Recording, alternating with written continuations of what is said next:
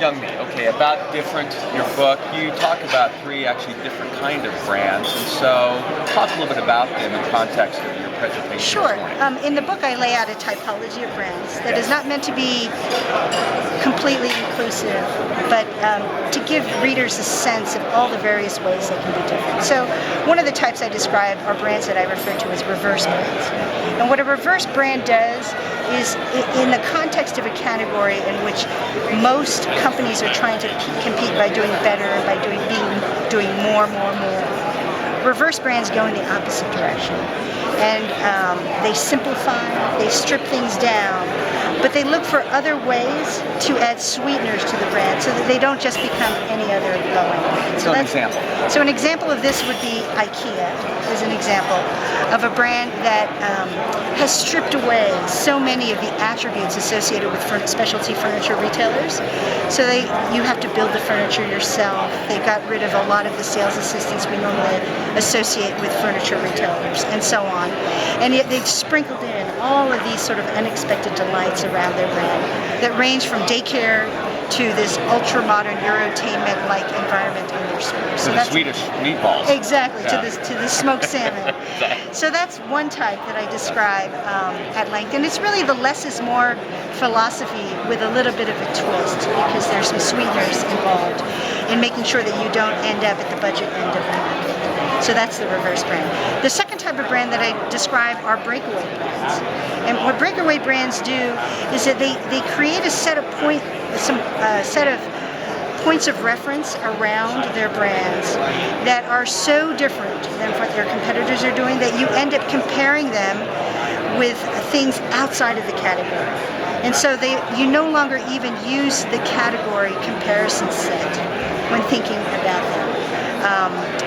Instead, what you do is you think about, you refer to other categories and other organizations that exist outside of your category, and those are the connotations that come to mind when you experience the brand.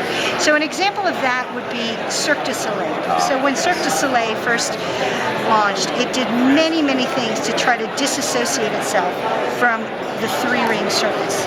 And so it got rid of so many of the points of references that we normally think of when we think of circuses. And instead, it pulled all these points of reference that we take from performance art and from theater and from gymnastics and from ballet and modern dance and so on to create an experience that made it almost impossible for you to lump Cirque du Soleil in with Barnum & Bailey circuses. And then my favorite. Your favorite. The Hostel. The Hostel brands. Talk about. So hostile brands are brands that create, the best way I can describe it is they create barriers to entry.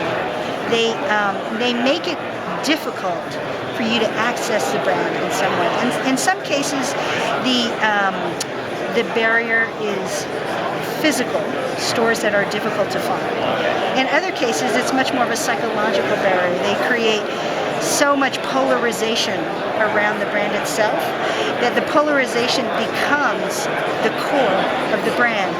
What happens is, if you are a consumer of a brand like this, then consuming the brand becomes a badge for you to basically signal to the world that, you know, I'm willing to jump through hoops to consume a brand like this. So the examples in that category range from everything from car brands like Ferrari is a great example of car that has put up so many barriers to access the brand, and as a result is a very polarizing brand, to mundane brands like, I think I use the example of Marmite in the book, which is a food product that is built its brand around the concept of polarization. Red Bull is another example. So these are all brands that build hostility around their brands as a way to create a magnet for folks who want to be part of the cult of the brand. So those are the three ways. And at the end of the day, I think I love that line, different is about being alone. Exactly. That's kind of the journey of the entrepreneur. Exactly. I think that's exactly right. And I think that's the hardest thing about being different is understanding that by definition, if you want to differentiate, you need to make a commitment to executing on something that nobody else in your industry is executing on.